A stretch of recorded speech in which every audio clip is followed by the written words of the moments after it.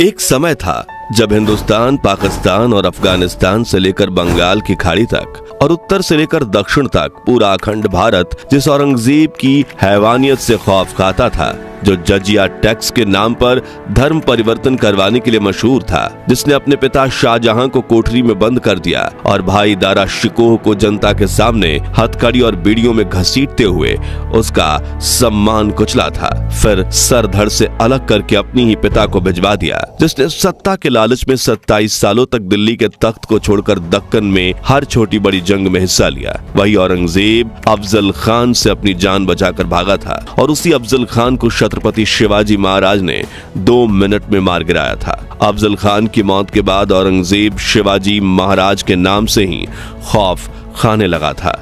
उन्होंने मुगलों की गुलामी से करोड़ों लोगों को आजाद करवाकर हिंदुस्तान में एक अलग ही साम्राज्य खड़ा किया और कोने कोने में भगवा ध्वज फहराया था। मगर दुर्भाग्यवश 3 अप्रैल 1680 इस दिन छत्रपति शिवाजी महाराज का रायगढ़ में देहांत हो गया। उसी दिन औरंगजेब ने हिंदुस्तान जीतने का सपना देखा।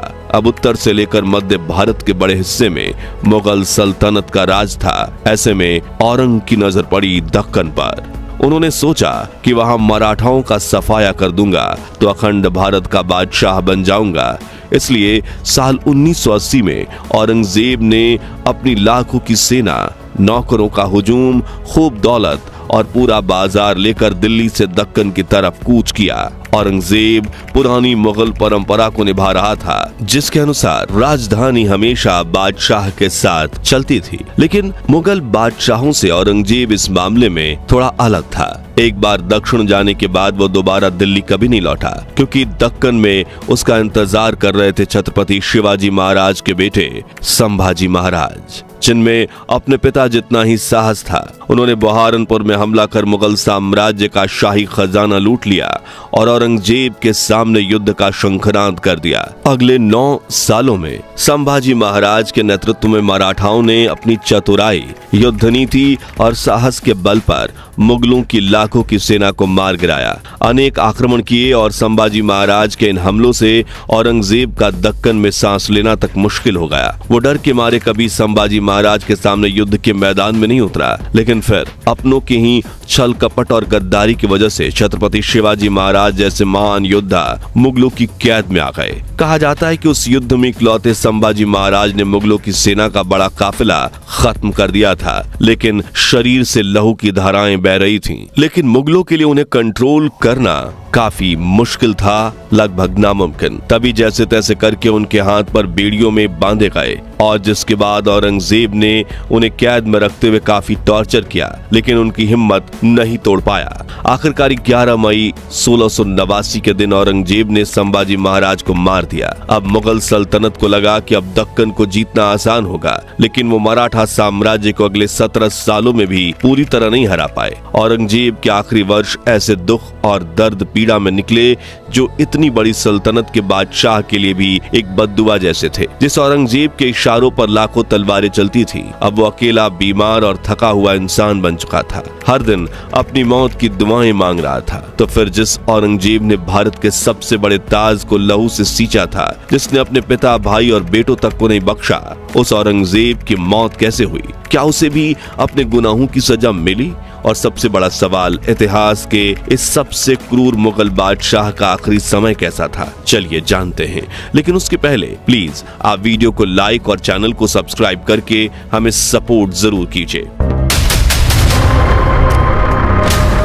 साल 1705 दक्कन में घूमते घूमते औरंगजेब को 24 साल हो चुके थे। उम्र 86 साल हो चुकी थी। शरीर में अब वो ताकत नहीं बची थी जिसके बल पर औरंगजेब ने अपने भाई दारा शिकोह को हराया था, और उसी ताकत के बल पर पूरे हिंदुस्तान में मुगलों का परचम फहरा दिया था। हालांकि दक्कन पर कब्जा बनाए रखना मुश्किल साबित हो रहा था।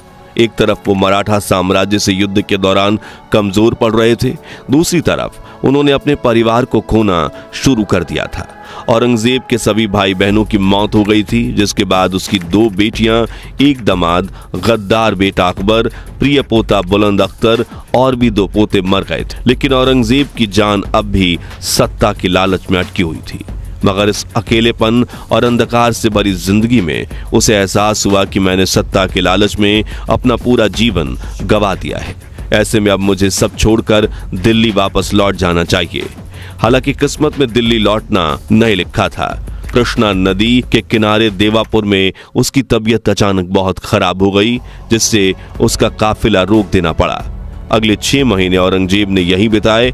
आगे का सफर शुरू हुआ, तब भी बादशाह में इतनी ताकत नहीं थी कि वो घोड़े पर बैठ सके। उन्हें पालकी में सफर कराया गया।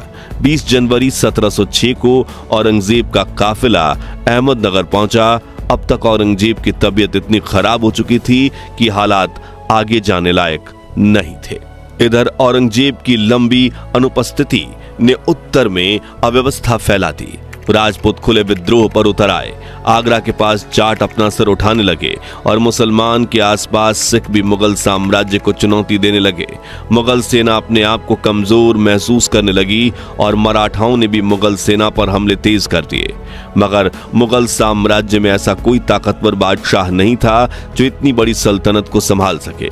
लेकिन औरंगजेब ने अपने सभी बेटों को इस डर से दूर भेज दिया था कि कहीं तख्त की लालच में उनके बेटे उन्हीं की हश्र में ना पहुंच जाएं, जो उन्होंने अपने पिता शाहजहां के साथ किया था। इतिहासकार बताते हैं कि औरंगजेब का साम्राज्य जितना बड़ा हुआ उतना ही ज्यादा कमजोर भी होता गया। उसने उत्तर से लेकर दक्षिण तक हिंदुस्तान के बड़े हिस्सों पर कब्जा तो कर लिया, मगर हकीकत ये थी कि अब ये साम्राज्य उसके अपने ही कंधों पर बोझ बन गया था। इतने बड़े इलाके पर राज करना नामुमकिन होता जा रहा था। न सैनिकों की ताकत काम आ रही थी, न ही खजाना बचा था, क्योंकि औरंग ने इस 27 सालों की लंबी यात्रा में 40 करोड़ से अधिक खर्च कर दिए थे और शाही खजाना पूरी तरह से खाली पड़ा था। अब तो औरंगजेब को खुद भी इस विनाश का एहसास होने लगा था। वो कहता था, मेरे बाद बस बर्बादी और अराजकता ही बाकी रहेगी। लेकिन कहानी यहीं खत्म नहीं होती है। औरंगजेब के सामने सबसे बड़ी टेंशन अब उसकी मौत के बाद गद्दी का वारिस करने की थी, क्योंकि औरंगजेब के बेटों में से कई तो इतने बूढ़े हो चुके थे कि उनकी दाढ़ियां पूरी सफेद थीं। उनके बाद नंबर आता था पोतों का, वो भी 45 की उम्र पार कर चुके थे। फिर परपोते, जिनकी उम्र लगभग 25 से 27 साल के बीच थी। मतलब ये मुगल गद्दी के लिए अब बाप, बेटा, पोता और परपोता सब एक ही साथ मैदान में उतरने वाले थे। लेकिन मुगलों में सत्ता मिलती नहीं थी, छीननी पड़ती थी, और अगर कोई गद्दी से चूक गया तो या तो उसका सर कलम हो जाता या फिर उम्र भर के लिए कैद और अंधेरे में फेंक दिया जाता था। औरंगजेब जानता था उसके मरने के बाद उसका साम्राज्य खून की होली बन जाएगा, जहां हर वारिस दूसरे को मिटाने और बादशाह बनने की कोशिश करेगा। इसलिए बीमारी की हालत में औरंगजेब ने सुनिश्चित किया कि सबको पता रहे कि वो जिंदा है। फिर आखिरी दिनों में अपने बेटे आजम को भेजे खत में लिखा, मैं अकेला आया था और एक अजनबी की तरह दुनिया से जाऊंगा। मैं नहीं जानता मैं कौन हूँ और मैं क्या कर रहा था। राज करने के दौरान मैंने जो कुछ भी किया उसने बस दुख और निराशा छोड़ी है। मैंने जो भी किया अल्लाह मुझ पर रहम करे। मैं एक बादशाह के तौर पर नाकाम हो गया। मेरा इतना कीमती जीवन किसी काम नहीं आया। अल्लाह चारों ओर मौजूद है, लेकिन मैं इतना बदनसीब हूँ कि जब उनसे मिलने की घड़ी आ पहुंची तब भी उनकी मौजूदगी महसूस नहीं कर पा रहा। शायद मेरे गुनाह ऐसे नहीं कि मुझे माफी मिल जाए। ये खत पढ़कर आजम तुरंत अपने पिता के पास पहुंचा और औरंग को देखकर उसे यकीन नहीं हुआ कि ये वही बादशाह आलमगीर औरंगजेब है जिन्होंने पूरे हिंदुस्तान पर राज किया है। आखिरी समय में औरंगजेब का चेहरा एकदम सफेद पड़ गया था, ऐसा जैसे खून की एक बूंद शरीर में ना बची हो। औरंगजेब अपने कांपते हुए होठों से कुछ बड़बड़ा रहे थे, लेकिन गले में इतनी आवाज भी नहीं बची कि वो आवाज निकल सके। उसके पास अब न दिल्ली का तख्त था, न शाही वैभव, और न ही वो साजो सामान जो एक बादशाह की शान हुआ करते थे, बल्कि अब उसके पास था एक छोटा सा तंबू, कुछ पुराने दस्तावेज और एक कुरान की कॉपी जिसे उसने खुद हाथ से लिखा था। औरंगजेब अब खुद को दरवेश यानी फकीर कहने लगा था। हाँ, वही औरंगजेब जिसने करोड़ों लोगों की जिंदगियां तबाह कर दी थी, जिसने अपने ही भाइयों का कत्ल किया। अब वो अपने आखिरी दिन नमाज, इबादत और एकांत में गुजार रहा था। लेकिन सच्चाई ये थी कि वो डर गया था, वो टूट चुका था। इतिहास गवाह है, जब अत्याचार की उम्र पूरी होती है तो वो भीख मांगता है मुक्ति के लिए। औरंगजेब अब रोज अपने मौत के लिए दुआ करता था। अपने खुफिया लेखों में वो लिखता था, मेरी जिंदगी बेकार गई, मैं अपने साथ कुछ नहीं ले जा रहा, मेरे लिए कोई भी फतेह नहीं पड़ेगा। फिर आया 3 मार्च 1707 का वो दिन जब औरंगजेब को आखिरकार उस मृत्यु को गले लगाने का मौका मिला जिसके लिए वो महीनों से दुआएं कर रहा था। इतिहासकार लिखते हैं कि औरंगजेब ने सुबह की नमाज पढ़ी और अपनी तस्बीह के दौरान दाने गिनने लगे। धीरे धीरे उस पर बेहोशी छाने लगी और उसको सांस लेने में तकलीफ होने लगी, लेकिन शरीर कमजोर होने के बावजूद उसकी उंगलियों से तस्बीह के दाने नहीं छूटे। उसकी दिल इच्छा थी कि जुमे का दिन उसकी जिंदगी का आखिरी दिन हो। आखिर में उसकी इच्छा पूरी हुई। औरंगजेब के शव को दिल्ली नहीं ले जाया गया। मौत के बाद उसके बेटे आजम शाह और बेटी जीनत उन निसा अपने पिता के शरीर को महाराष्ट्र के औरंगाबाद जिले में स्थित खुलदाबाद ले गए, क्योंकि औरंगजेब चाहते थे कि जहां उनकी मौत हो वहीं पास में उन्हें दफना दिया जाए। खुलदाबाद में औरंगजेब को शेख जैनुद्दीन साहब की दरगाह के पास कब्र में दफनाया गया। शेख जैनुद्दीन को औरंगजेब अपना गुरु मानते थे। औरंगजेब की कब्र को लाल पत्थर से ढका गया।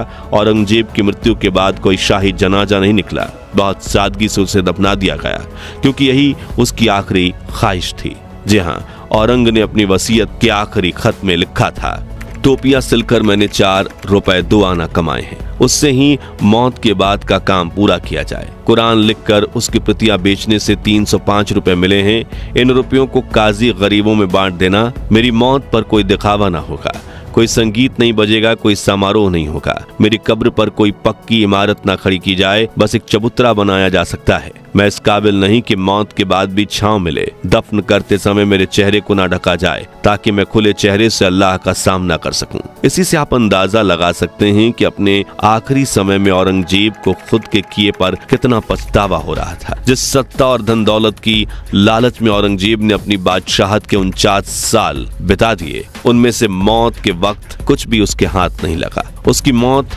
मुगल गद्दी को लेकर फिर वैसा ही खून खराबा हुआ जैसा औरंगजेब ने खुद किया था, और अगले 150 सालों तक मुगलों ने राज किया, लेकिन मुगल सल्तनत का जो रुतबा औरंगजेब के वक्त था वैसा फिर कभी ना हो सका, और इस बात के कुछ हद तक जिम्मेदार खुद औरंगजेब ही था। तो आज के लिए बस इतना ही।